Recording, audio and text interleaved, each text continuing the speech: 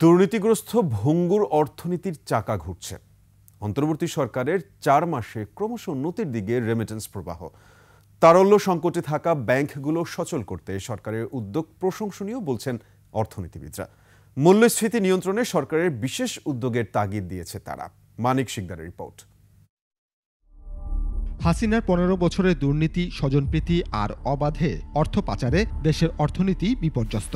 ঘুণে ধরা অর্থনীতির ভঙ্গুর দশায় আশঙ্কাজনকভাবে কমেছে রিজার্ভ।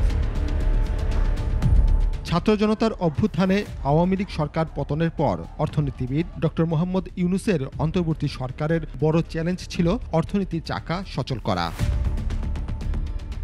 জুলাই পরবর্তীতে প্রবাসী রেমিটেন্স যোদ্ধারা দেশপ্রেমের অনন্য নিদর্শন দেখিয়েছেন, যার ফলে বেড়েছে রিজার্ভ। রপ্তানি আয়েও গতি ফিরেছে বলে মনে করছেন অর্থনীতিবিদরা।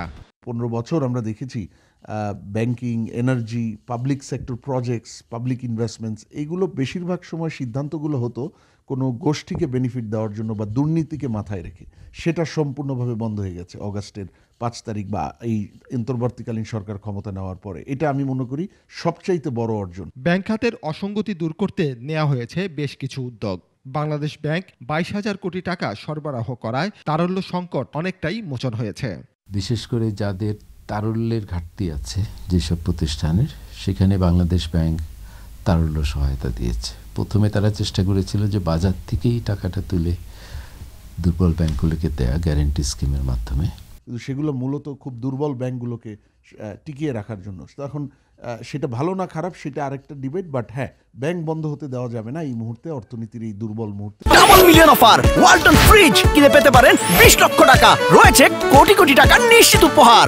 তবে লাগামহীন নিত্যপণ্যের দাম, ডলারের দাম নিয়ন্ত্রণে না আসায় মূল্যস্ফীতি এখনো বড় চ্যালেঞ্জ।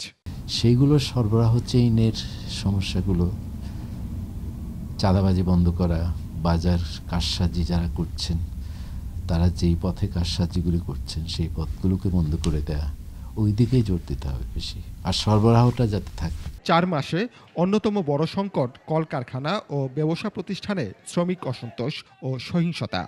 এক্সপোর্টে এবং ম্যানুফ্যাকচারিং, এবং এটার কারণে বিদেশি যে ইকোনমিক স্টেক হোল্ডার আছে তারা কিভাবে কি দেখছে বাংলাদেশে, সেই জায়গায় কিন্তু অনিশ্চয়তা সৃষ্টি হচ্ছে। সেই জায়গাটা আমার মনে হয় সরকারকে এখন সর্বোচ্চ নজর দিতে হবে। অর্থনীতির যে সুবাতাস বইতে শুরু করেছে তার সুফল পেতে আরও কিছুটা সময় লাগবে বলে মনে করছেন বিশেষজ্ঞরা।